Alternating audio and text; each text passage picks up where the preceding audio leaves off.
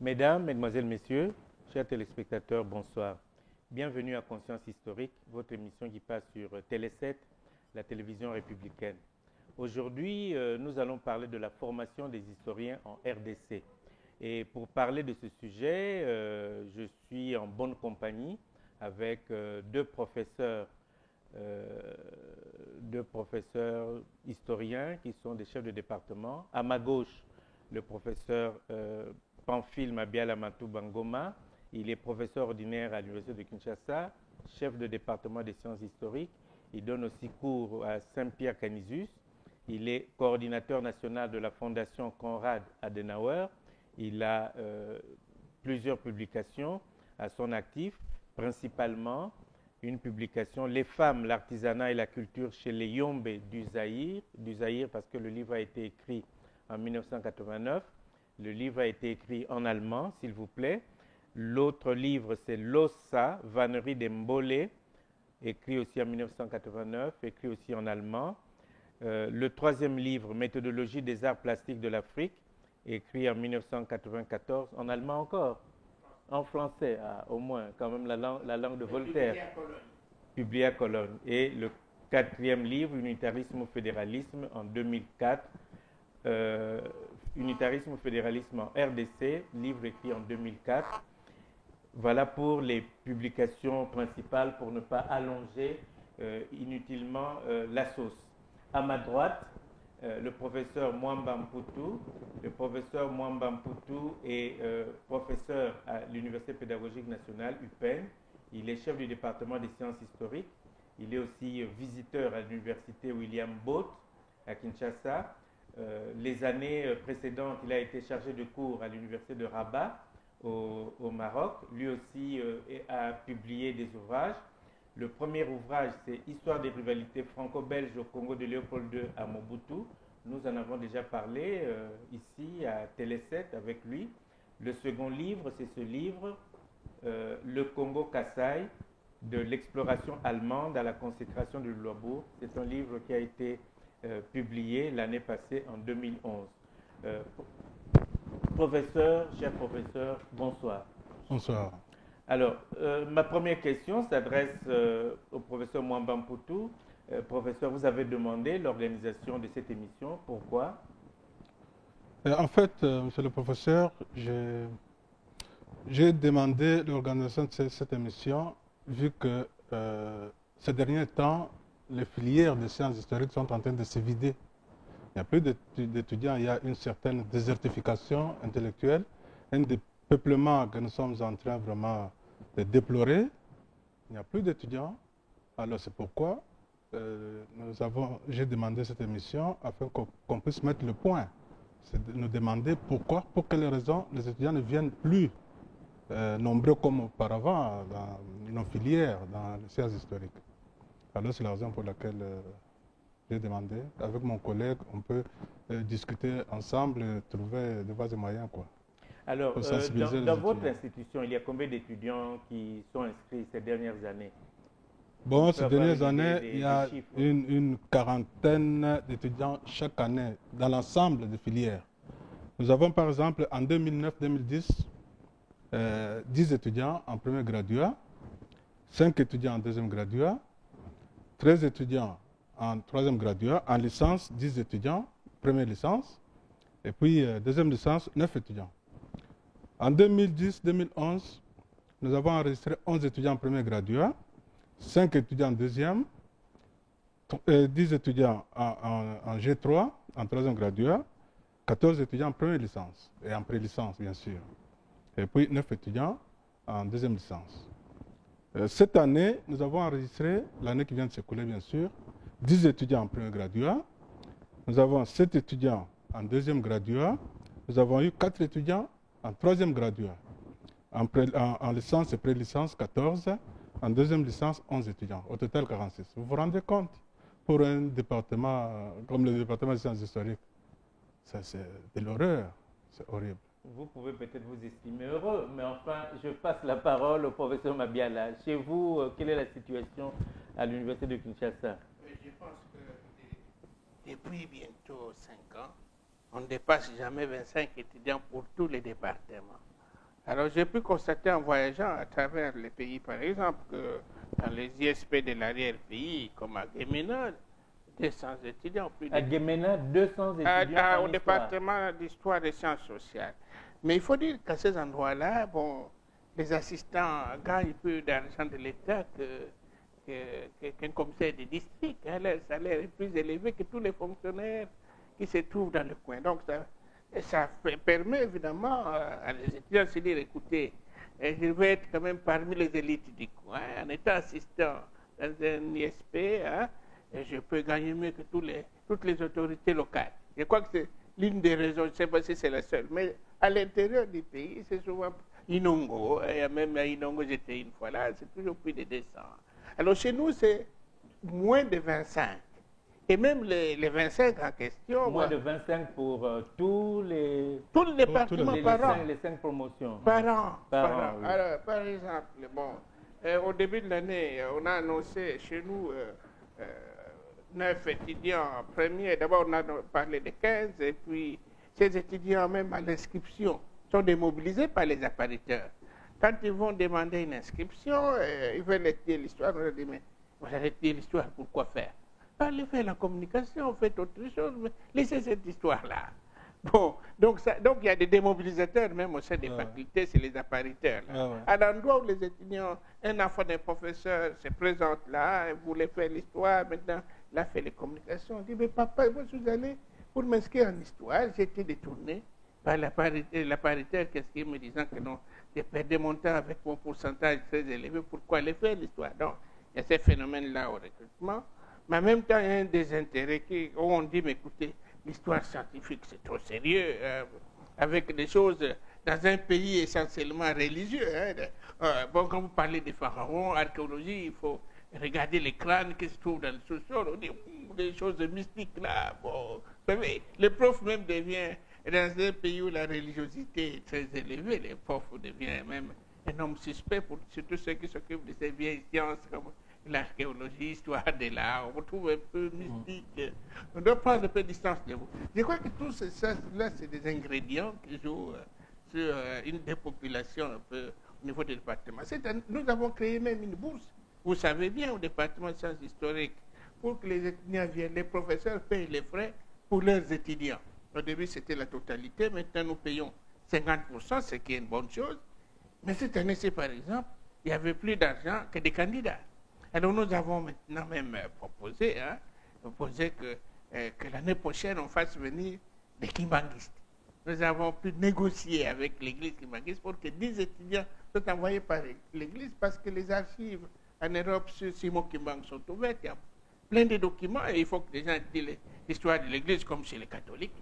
Donc probablement que l'année prochaine, nous serons plein d'espoir. 10 étudiants kimbanguistes plus peut-être encore 10 autres.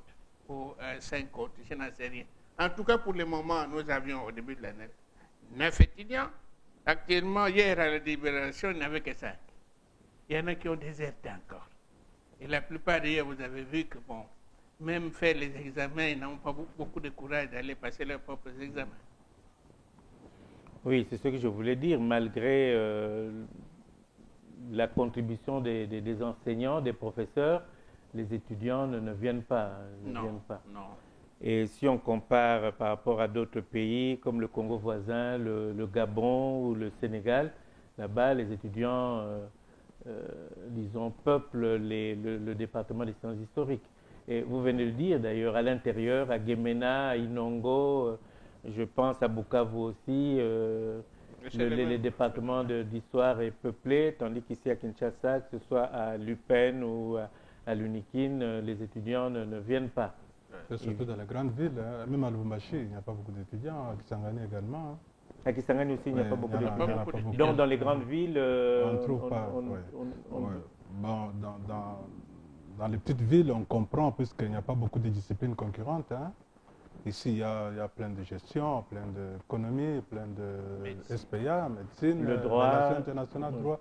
Il y en a beaucoup, alors les gens préfèrent se diriger vers ces filières-là.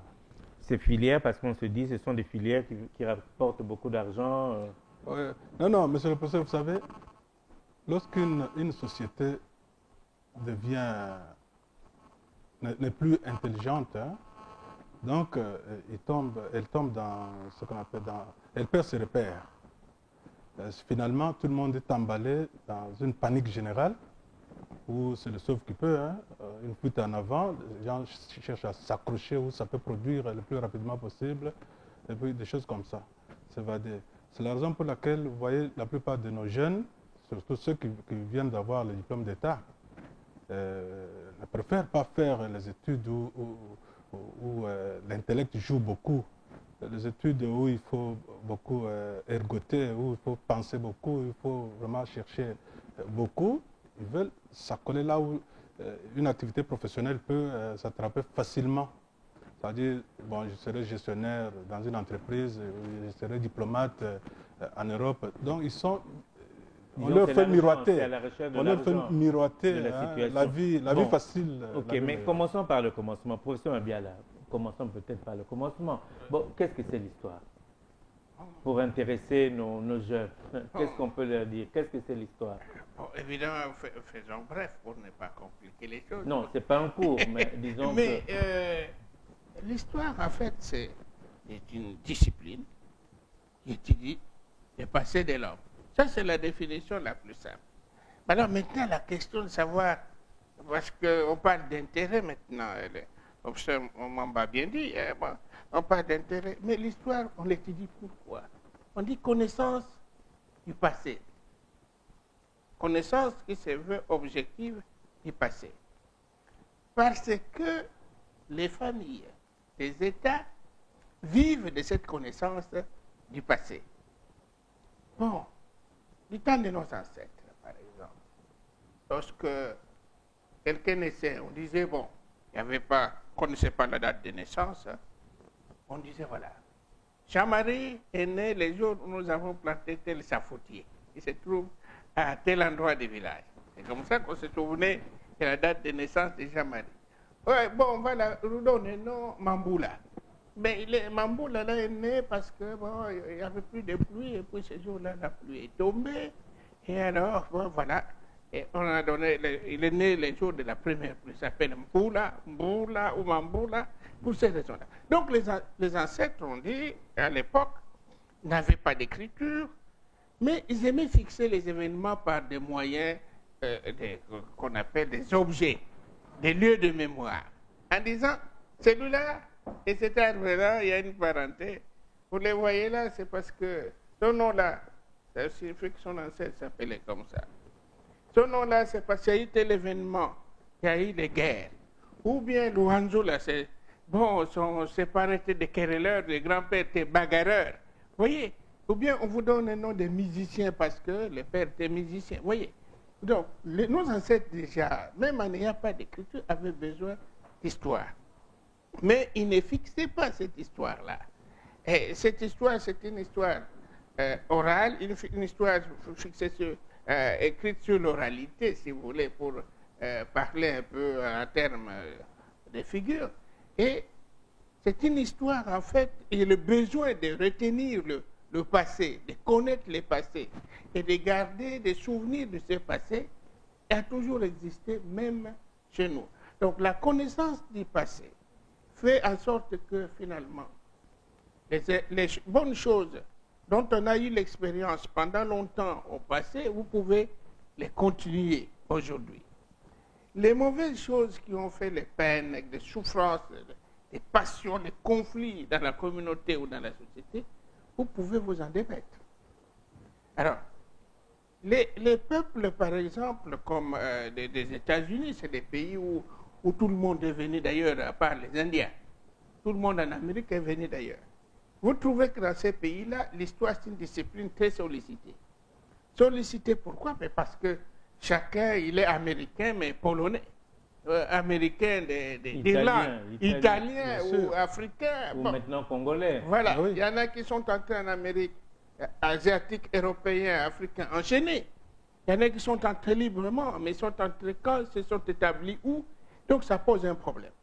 dans nos sociétés, malheureusement, bon, on disait, par exemple, dans un proverbe qui Congo dit, voilà, pour être fêté, il faut soit mourir, soit se marier.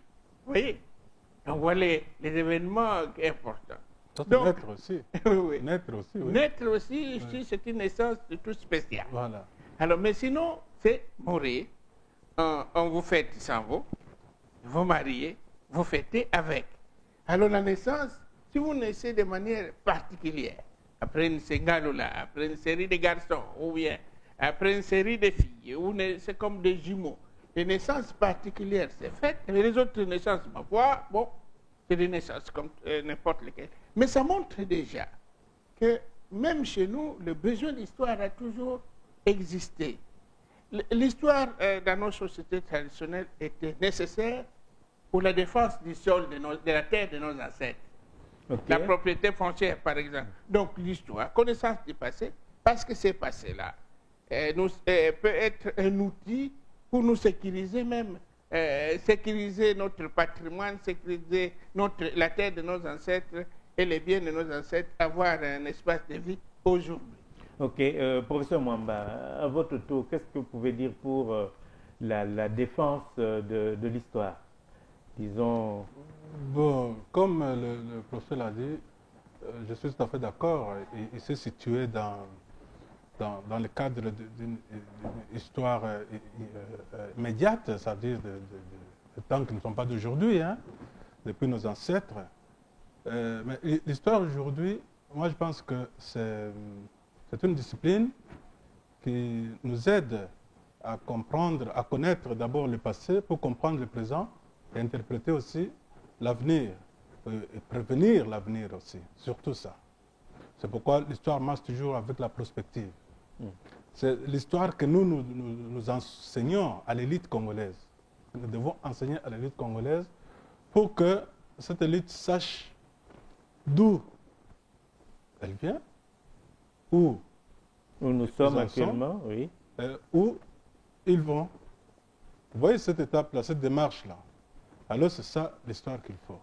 C'est l'histoire prospective. Puisque, bon, il y a un adage, une sagesse en histoire qui dit, si vous ne savez pas où vous allez, arrêtez-vous, tournez derrière, regardez d'où vous venez. Vous allez comprendre où vous allez.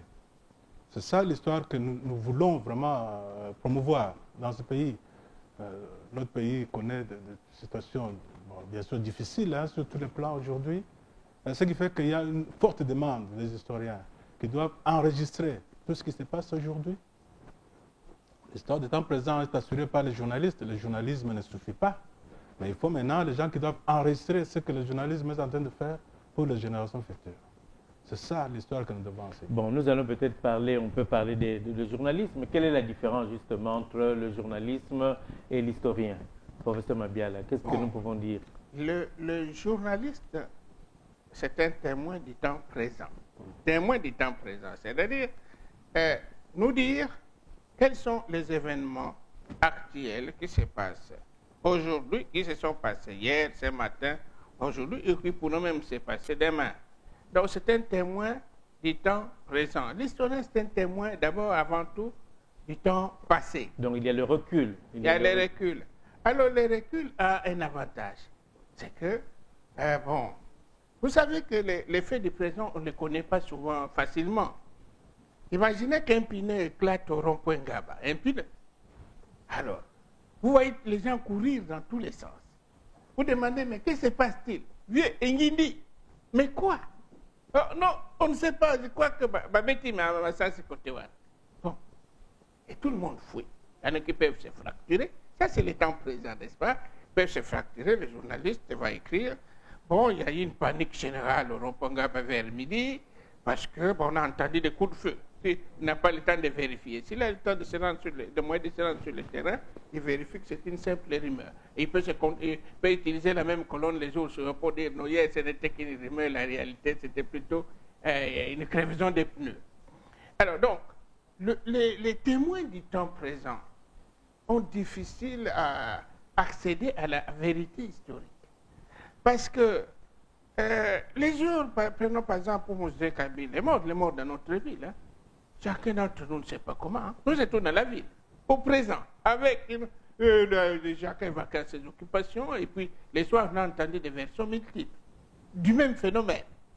Donc, le présent n'est pas facilement connaissable. Alors, c'est pourquoi on dit à l'historien, attention, il y a quand même un peu de distance. Laissez les temps qui soient écoulés. Hein? Écoulés, c'est-à-dire qui laissez un peu de temps. Il y a un peu moins d'émotions. Moins d'émotions, moins de subjectivité. Ça vous permet de rassembler le plus de documents possible. Parce que le plus de témoignages. Le plus de témoignages possibles. Documents écrits, témoignages oraux, audiovisuels aujourd'hui. Donc vous avez la possibilité même d'interroger des gens qui au moment présent n'ont pas le courage de parler des faits. 30 ans après, ils peuvent délier leur langue, vous dire, écoutez, moi j'étais là, mais ça s'est passé comme ça, mais pour telle raison, voici le contexte. Donc l'historien, à ce moment-là, accède à une vérité beaucoup plus large que les journalistes qui, lui, recherche les sensationnels. Le scoop. Il est à la recherche du scoop. Voilà, au présent. Et c'est un peu ça. Mais il y a aussi des journalistes qui font un véritable travail d'investigation, même pour des choses du passé. Il faut les reconnaître également. C'est comme pour le Watergate. Voilà. C'est un journaliste qui a fait l'affaire. Alors, professeur Mwamba, comment est-ce qu'on connaît l'histoire? Bon, on connaît l'histoire par la mémoire. Hein. L'histoire, c'est la mémoire vivante. Hein. L'histoire, bon, c'est l'ensemble d'événements qui se sont déroulés dans le passé. Ces événements ont été enregistrés. Je voulais dire, disons, pour les jeunes c'est d'abord à l'école. Oui, bien sûr. Là, c'est le lieu où ils apprennent l'histoire. L'histoire, hein. Oui. L'histoire, bon, l'histoire narrative. Hein. À l'école, on leur montre ce qui s'est passé à une période donnée, à un moment donné, à une date donnée. Et puis, c'est cette histoire-là qu'on leur donne à l'école, en famille d'abord, à l'école, et puis dans la société. Et en famille, je sais qu'à une certaine époque, on disait, on rassemble les enfants la nuit, et puis histoire en or, et puis annoncer. Alors la personne commence à oui, ça c'est l'histoire narrative. Narrative, oui. L'histoire narrative. Oui. Mais il y a histoire maintenant, investigation. Oui. Ça c'est l'histoire qui nous intéresse surtout, comment on fait la recherche.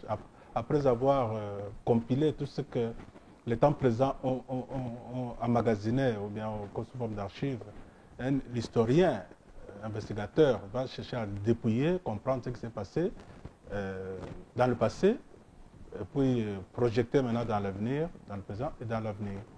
Mais professeur Mabiala, vous avez commencé à parler du passé. Dans le passé, dans nos sociétés, il y avait des griots qui se spécialisaient pour la généalogie ou pour les migrations, des choses comme ça. D'abord, il faut dire que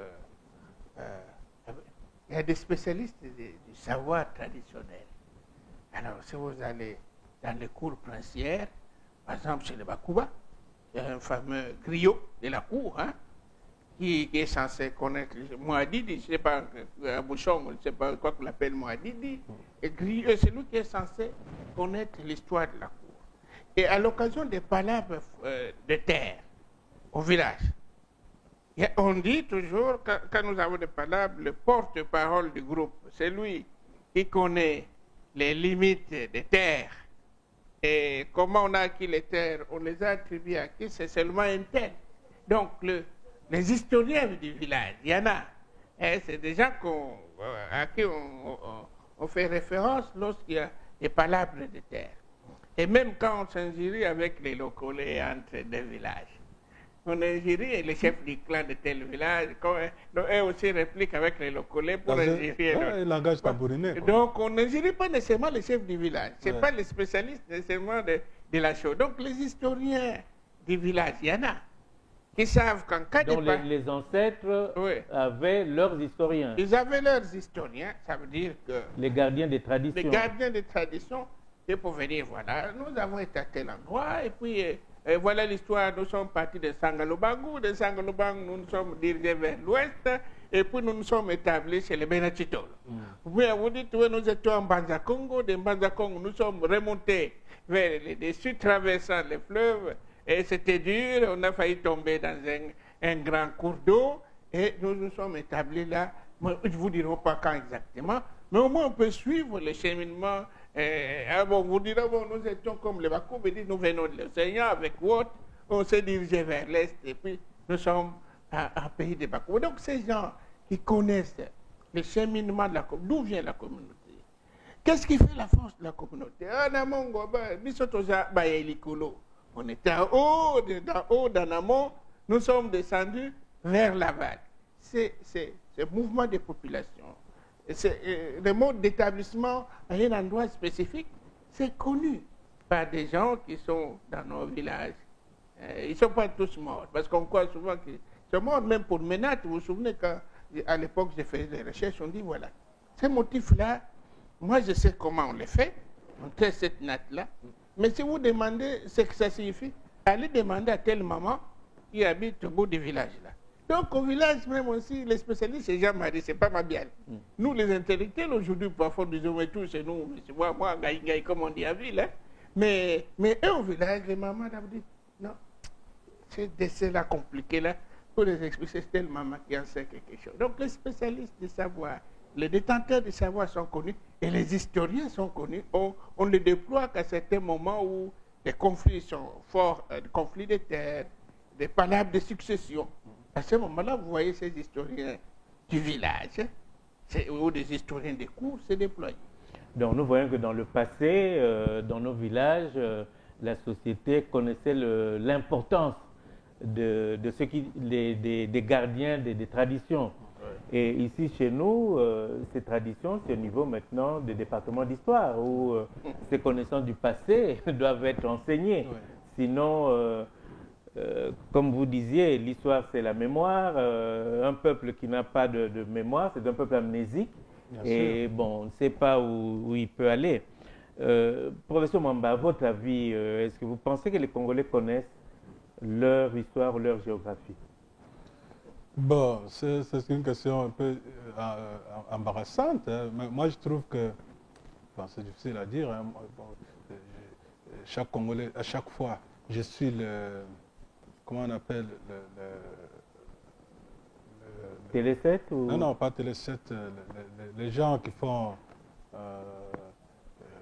qui parlent beaucoup à la télévision, soit pour des raisons politiques, soit pour d'autres raisons. Ils se réfèrent toujours à l'histoire. Oui. Disons les intervenants, les gens qui viennent intervenir. Oui, ils interviennent, ils utilisent l'histoire. Est-ce qu'ils l'utilisent bien? Ça, c'est une question qu'on peut se poser. Parfois, ils commettent des fautes, hein, des erreurs c'était pas que nous, historiens, nous voyons. C'était pas une question piège que je vous posais, parce que quand on voit à Télé 7, par exemple, qu'il y a le micro-baladeur qui se promène lors d'un événement, on pose la question à l'homme de la rue. Bon, généralement, vous voyez que la personne ne connaît pas. La personne ne connaît pas l'histoire, la personne ne connaît pas. Non, ça dépend de quelle histoire. Hein. Si vous demandez à n'importe qui, vous connaissez Lumumba, la fête de Lumumba, il va vous raconter. C'est l'histoire, c'est de l'histoire. Non, vous êtes sûr? Bien sûr. Sauf que chacun va donner son interprétation à lui. Voilà. Mais c'est de l'histoire. C'est que Lumumba a été Premier ministre à telle époque, et puis il est mort pour telle cause, ainsi de suite. On connaît l'histoire. Bon, mais l'histoire est en train d'être vulgarisée. Il y a déjà des manuels d'histoire. Il suffit que les gens s'y intéressent, qu'ils achètent les livres d'histoire qui sont sur le marché. Ils vont comprendre ce que c'est. Bon, les générations d'aujourd'hui, les générations du passé, on comprend. Mais ceux d'aujourd'hui, je ne pense pas qu'ils s'intéressent à l'histoire. Ils ne s'intéressent pas. Et souvent, ils connaissent mal l'histoire. Et vous allez entendre quelqu'un dire, non, si aujourd'hui on est ceci, c'est plus la faute de cela. C'est plus que, bon, c'est Lumumba qui a foutu tout dans la merde, c'est pourquoi nous sommes devenus... Vous voyez, chacun interprète à sa façon. Alors, c'est pourquoi, moi je peux dire que les gens ne connaissent pas bien l'histoire. Professeur Mabiala, quel est votre avis? Vous pensez que les gens... Bon, moi je pense que, d'abord, il y a des phénomènes. C'est que nous connaissons plus l'histoire des autres que notre propre histoire. Et ça, c'est la faute de manière scolaire. Hein? Alors, vous voyez, hein, bon, on commence un peu d'Égypte, et puis Mésopotamie, Tigre, Euphrate, Rome, Grèce, et tout ça, Moyen-Âge, C'est le premier CO, deuxième c'est Charlemagne, et ainsi de suite. Et puis on revient presque au programme de première, troisième, quatrième, époque contemporaine en cinquième. Et en sixième, secondaire, hein, on vient injecter un peu des zinzanthropes, des notions de critique historique, c'est ça le programme national. Un peu de notions de critique historique, et puis c'est des notions un peu d'évolution, d'hominisation de l'homme. Est-ce que l'Afrique est le berceau de l'humanité? Question classique aux examens d'État, et puis un peu d'histoire du Congo saupoudré là, et puis c'est fini. Alors maintenant, ce type-là, qui a étudié l'histoire dans ces conditions, beaucoup ont souvent échoué parce qu'on dit c'est une affaire de mémoire. Vous n'avez pas une bonne mémoire, vous ne pouvez rien retenir, parce que c'est tellement chronologisé, si je peux parler ici. Il y a tellement de dates que finalement ça effraie la jeunesse. En plus, à l'époque coloniale, chaque entreprise, chaque ministère, chaque service de l'État avait un service de documentation et archives. Vous allez à la présidence, gouvernorat général, secrétaire général, présidence de la République, ministère tel, il y avait toujours un grand service de documentation et archives qui était la mémoire de l'institution. Et vous allez à l'université, vous vous souvenez quand nous étoiles Bombassi, chaque département avait sa bibliothèque. Et donc le département des sciences historiques avait une bibliothèque, toute une bibliothèque spécialisée, département de français des mers, chaque de langue et littérature africaine des mers. Donc les étudiants fréquentaient les bibliothèques. Comme les élèves, dans chaque école, il y avait une bibliothèque, dont certains livres étaient des livres d'histoire. Donc, un élève qui était curieux pouvait apprendre même de lui-même en lisant certains livres sur l'histoire européenne souvent, mais il y avait quand même des livres. Tout ça, c'est ça qui a fait que, bon, quand vous interrogez même un médecin aujourd'hui, de la belle époque, entre guillemets, il va vous commencer à vous raconter de l'histoire de l'Allemagne, Charlemagne, Charles Quint, Louis XIV, ils en savent davantage lorsqu'ils ont pris une bonne bière. Bon, alors, mais aujourd'hui, il y a une déscolarisation générale. Beaucoup d'acteurs politiques arrivent à la télévision, ils parlent de tout et en vrac, ils se transforment en historiens. Ils s'improvisent. Ils s'improvisent historiens et ils se moquent de vous, en fait. Parce qu'ils racontent n'importe quoi sur n'importe qui et n'importe comment. Et surtout, personne n'est là pour personne n'est là pour contredire et vous n'en avez pas l'occasion. Et alors, bon, et se font valoir à cause des faussetés. Il y a des grands spécialistes pour ce genre de choses. Alors, donc, le problème, c'est celui-là. Alors, les enfants, évidemment, ont des problèmes à apprécier qu'est-ce qui est vrai, qu'est-ce qui est faux. Regardez, par exemple, la question des frontières. Quelqu'un peut vous dire, telle frontière, ça ne nous appartient pas. Tel autre va dire, ça nous appartient. Mais finalement, qui dit la vérité? Pour qu'on connaisse la vérité, que tel poteau à la frontière telle se trouve à tel endroit, c'est le poteau numéro tel. On a besoin d'historiens, de géographes aussi, qui doivent travailler en collaboration. Oui? Et alors ici, chez nous, on se fout de tous ces métiers. En Europe, dans chaque ville, il y a ce qu'on appelle un guide touristique. Le guide touristique, c'est quelqu'un qui a une licence en sciences culturelles ou qui a un diplôme en histoire ou une autre discipline de sciences humaines. Et chaque jour, il y a des touristes qui viennent avec des bus. On va à l'hôtel de ville. Ce monsieur le prend en charge, leur fait circuler dans la ville de Kinshasa, disant tel quartier était construit dans quelles conditions. Là, il y avait les Romains qui étaient là. On a tout cassé, ne reste que les ruines. Donc, il connaît l'histoire de sa ville. Ou il connaît, parfois, c'est des vieilles personnes. Ils connaissent l'histoire de leur vie. Et puis, il y a plein de musées d'histoire, des musées de sciences naturelles, des musées d'imprimerie, des musées de pain, des musées de voitures. Tout ça, c'est fait qu'il y a du travail pour les historiens. On ne se pose pas en Europe la question, par exemple, vous allez en Allemagne pour savoir que faire l'histoire. Il y a tellement de travail à faire. Et dans la même ville, vous avez un musée à Berlin, il y a plus d'une dizaine de musées. Musée de la Constitution. Vous voyez des choses comme ça. L'histoire même de la Constitution, tout est musée là, la Constitution. Alors vous avez, il y a dans la même ville, musée d'histoire, c'était notre musée. Alors, avec ça, un historien, il doit chercher où il est, parce qu'il ne travaille pas. Les gens baignent dans la culture, dans le patrimoine culturel et les lieux de mémoire. C'est ça qui fait que finalement, l'histoire est valorisée naturellement. Mais alors, tout ça manque. Bon, vous dites que même en Afrique de l'Ouest, il y a des routes des esclaves. Hein? Ouida au Bénin, l'île de Gorée au Sénégal et tout. Mais ce programme de la route des esclaves avait été amené aussi ici chez nous. Où est-il voilà. Là est la question. Disons qu'il faudrait peut-être que les historiens, qu'on aide les historiens à s'en occuper. Justement, vous parlez de la culture historique ailleurs. Professeur Mwamba, ici chez nous, le constat que je fais, c'est qu'on appelle les historiens seulement lorsqu'il y a certaines dates. Lorsqu'il y a le 4 janvier, lorsqu'il y a le 30 juin, lorsqu'il y a le 16 ou le 17 janvier, c'est là où on interpelle les historiens et on l'appelle, il vient parler. Et puis lorsque c'est passé, bon, on n'en parle plus. Comment vous appréciez la chose? Oui, mais c'est ce que le professeur est en train de dire, hein, c'est puisque on n'est pas à même de valoriser hein, l'histoire. Hein. On a réduit ça à un rôle minime, quoi. On essaie de minimiser l'histoire. Les historiens sont invités, on le voit seulement quand il y a de grandes dates, quand il y a des petites fêtes, comme ça on les invite à la télévision, ils parlent et puis ils s'en vont. Mais l'histoire c'est quelque chose qui doit être permanent, oui. Qui doit être, comme il l'a dit, un musée à ciel ouvert, hein, où il y a des lieux de mémoire, où il y a des sites, où il y a des vestiges, où il y a... Aujourd'hui, si on demande à un Quinois, est-ce que vous savez là où se trouve la route de Caravane, c'est difficile de situer. Et pourtant, la route doit être là, elle doit être d'ailleurs protégée.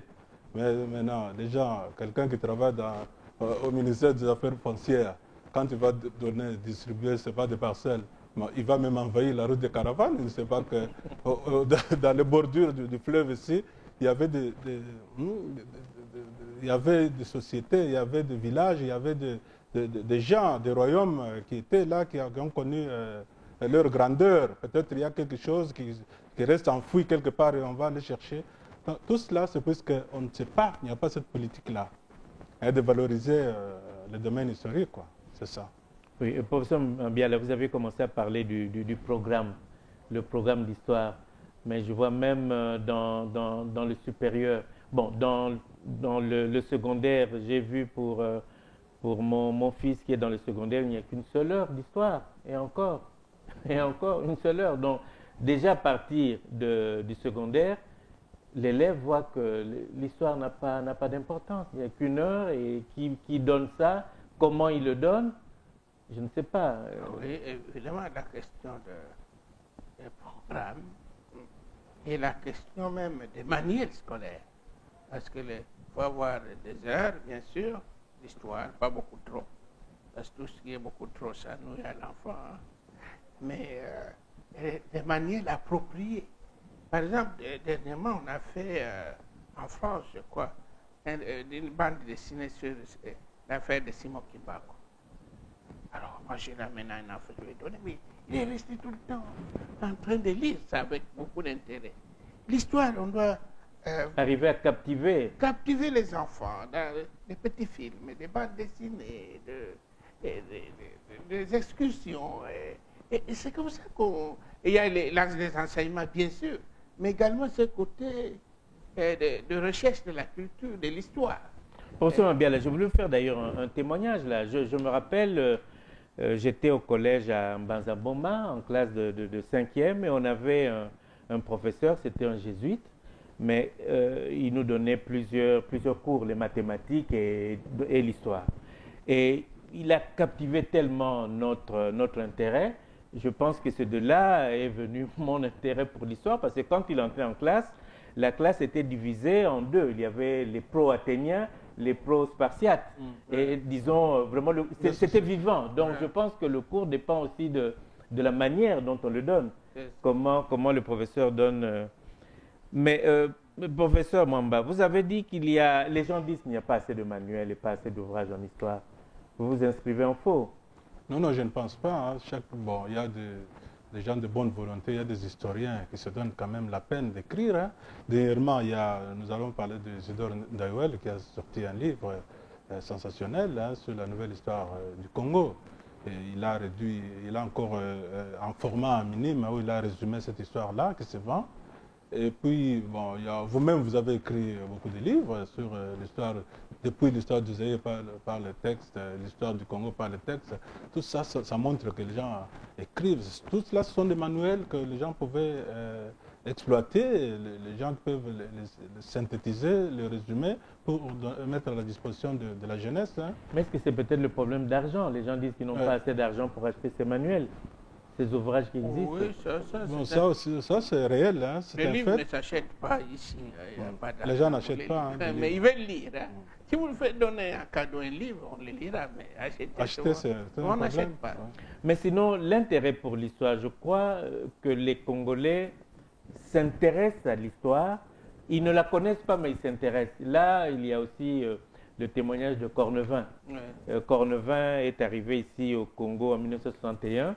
Et il donnait cours aux étudiants de l'ENDA, École nationale de droit et d'administration. Et dans son livre, il fait le témoignage, il dit, ce qui l'a poussé à écrire son livre, c'est le fait que quand il donnait le cours de l'histoire du royaume du Congo, c'était le silence complet.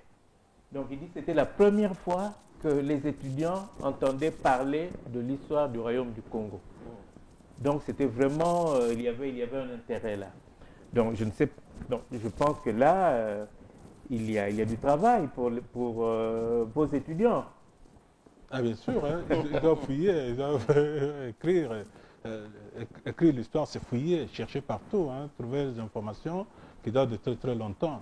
Moi j'ai écrit mon livre sur le Congo-Kasaï de 1865 à 1950. Oui. À cette époque-là, moi je ne vivais pas encore, hein, mais j'ai récolté des informations gauche à droite et je les ai analysées. Puis, oui, c'est ce que les gens disent toujours. Mais vous écrivez ces histoires-là, mais vous ne viviez pas. Professeur, on va l'expliquer un peu cette chose. Les gens disent, mais vous écrivez sur le Congo-Kasaï 1865, mais vous êtes né en 1950 ou 51 et vous écrivez...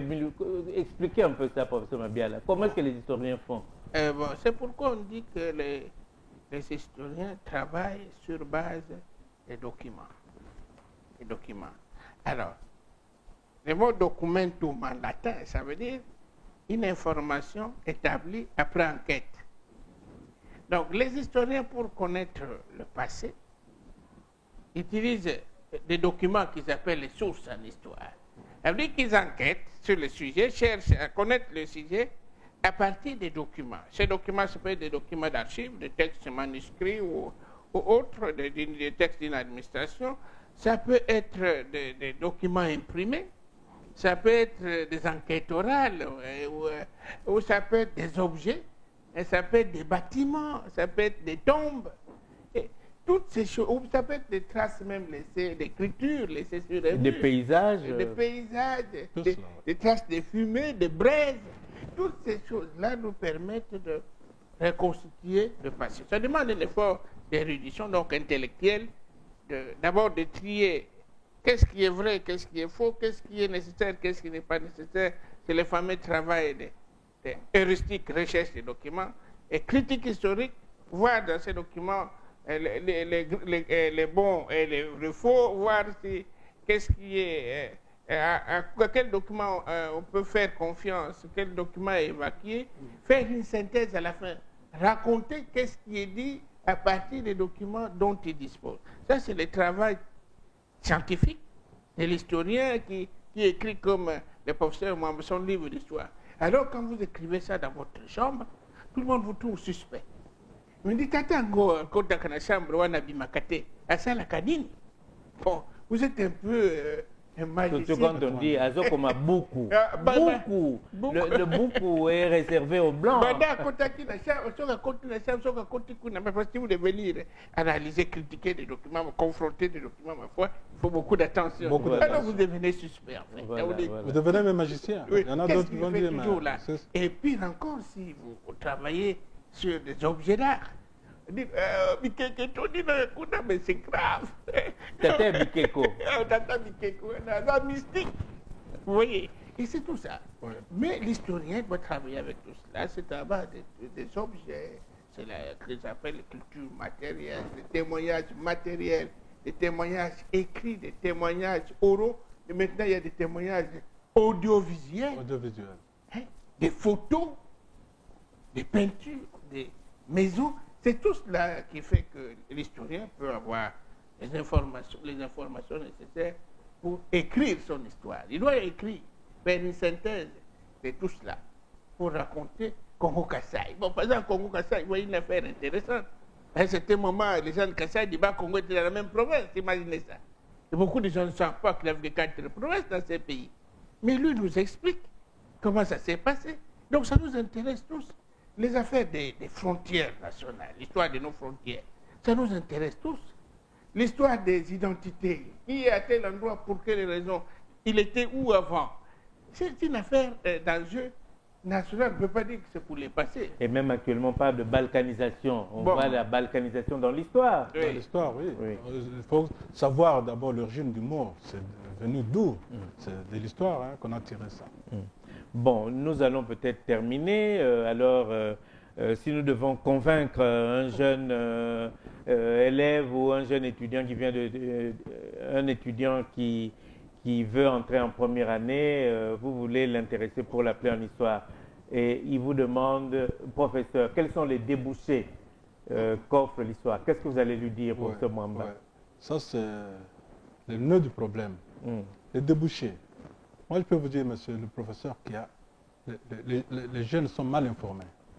Il y a plein de débouchés dans le domaine de l'histoire. Beaucoup.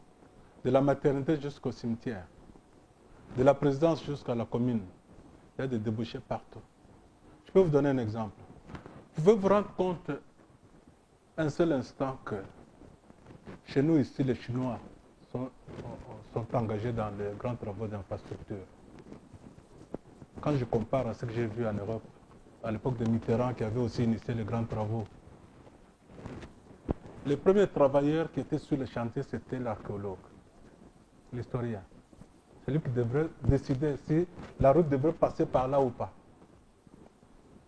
Et avant que la pelleteuse passe pour tourner la terre, c'est l'archéologue qui est là pour voir s'il y a quelque chose enfoui qu'on pouvait sauvegarder, qu'on pouvait garder et mettre dans le musée.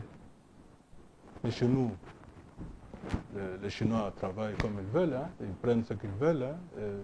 Je pense qu'un jour, on sera étonné quand on apprendra qu'il y a un musée à Pékin sur les objets du Congo. On sera étonné un jour. Donc, vous dites un débouché, c'est l'archéologie? Il y a partout. Oui. Ce n'est pas seulement l'archéologie. Je peux aller dans le domaine de l'urbanisme, par exemple.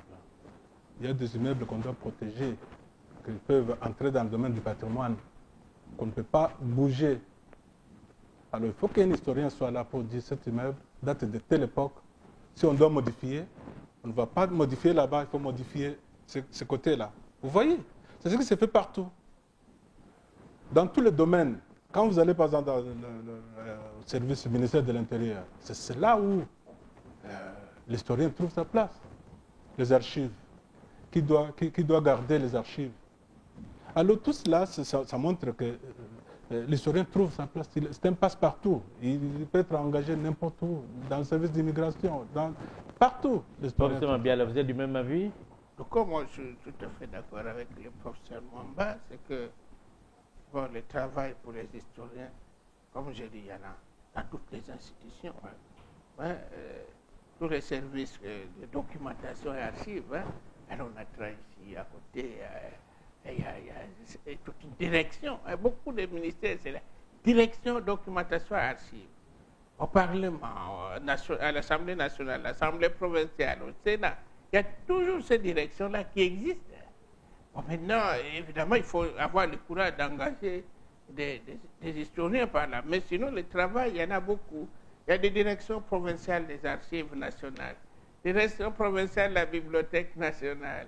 Il y a l'enseignement aussi qu'il ne faut pas oublier parce que... Mais beaucoup de gens disent l'enseignement, ils n'en veulent pas. Ils ne veulent pas manger la crêpe. Oui, mais ça ne paye pas. Ça, c'est la mauvaise compréhension. Si vous êtes jeune, entre un enseignant qui donne cours dans une école, ou des écoles d'histoire ici à Kinshasa, un fonctionnaire, et qui est assis comme fonctionnaire aux archives, l'enseignant ne gagnera plus d'argent. Et à l'intérieur du pays, ils ont compris, tous ces experts qui ont beaucoup d'étudiants, c'est que les assistants, par exemple, ont plus d'argent que tous les personnels, tous les agents de l'administration, y compris les commissaires des districts lui-même et les autorités politico-militaires, n'ont plus d'argent, ces assistants-là. Alors on se considère comme des messieurs et alors on va étudier l'histoire. Donc la motivation, je pense qu'il faut la créer. Il faut encourager beaucoup de nos jeunes gens d'abord qui sont à l'intérieur du pays, parce que 70% de la population du Congo c'est à l'intérieur du pays. Je crois que ça va venir avec la décentralisation. Et puis voilà, et qu'ils aillent à l'intérieur travailler, de toute façon là, ils seront respectés comme des messieurs. Dans les villes, bon, 30% de la population c'est moins grave. Et il y a tellement, c'est comme lorsqu'on exerce des fonctions de gouverneur à Kinshasa, c'est plus difficile d'être grand que lorsqu'on est gouverneur au Bas-Congo. Vous voyez, parce qu'il y a trop de responsables sur votre tête et c'est pas facile. Pour les historiens, je crois que c'est le même ça. Ok, merci, cher professeur. Chers téléspectateurs, vous avez suivi notre émission sur la formation des historiens RDC, dont nous appelons les jeunes à venir nombreux. Le chantier est immense et il y a peu d'ouvriers. Donc on a besoin d'ouvriers pour venir s'atteler à cette tâche. Moi-même, je suis historien, je me transforme en journaliste. Je me transforme en journaliste, donc vraiment, il y a du travail. Merci. Merci, cher professeur. Merci, chers téléspectateurs. Je vous dis à la prochaine, à la revoyure.